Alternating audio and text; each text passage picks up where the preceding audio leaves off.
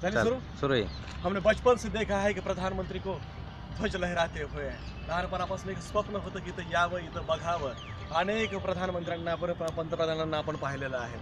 या दिशेने याच इथे पंडित जवाहरलाल नेहरूंनी 15 ऑगस्ट 1947ला पहिल्यांदा ध्वजारोहण केलेलं होतं.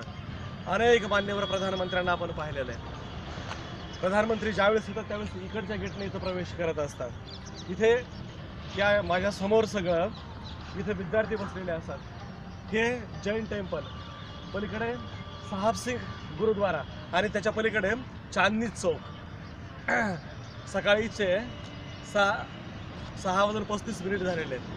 अद्याप सूर्योदय झालेला नाही आहे. दिल्लीचं तापमान जवळपास 25 डिग्री सेंटीग्रेड आहे.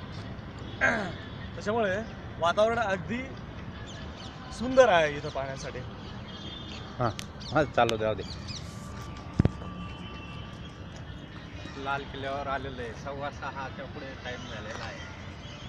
असे वातावरण सुंदर इथं दिल्लीचं वातावरण आहे. आणि या वातावरणामध्ये आम्ही दोघंजण इथं आलेलो असून सकाळी लवकर हा लाल किल्ला पाहण्याकरता आम्ही आज आग्रह झालेलो आहे. इथेच पंतप्रधान यांचं भाषण असतं हे आम्ही टी व्हीवर पाहिलेलं आहे. पण आज प्रत्यक्ष पाहण्याचं आम्हाला सौभाग्य प्राप्त झालेलं आहे. हे सौभाग्य आज आम्हाला फार आश्चर्याचं आणि धक्कादायक वाटतं.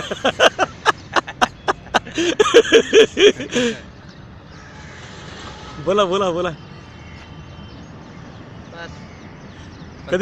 कधी असं वाटतं की विनायकराव इथं लाल किल्ल्यावरती इथून येणे ध्वजारोहण करावं आणि देशाला संबोधित करावं आपल्या अमूल्य विचारांनी. असे विचार तुझे चांगले आहे म्हणा, परंतु असं होणं शक्य वाटत नाही.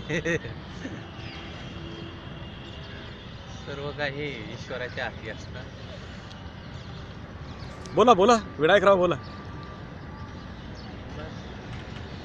ठीक आहे, शूटिंग जास्त होत नाही. करा बंद. सगळे आला याच्यामध्ये.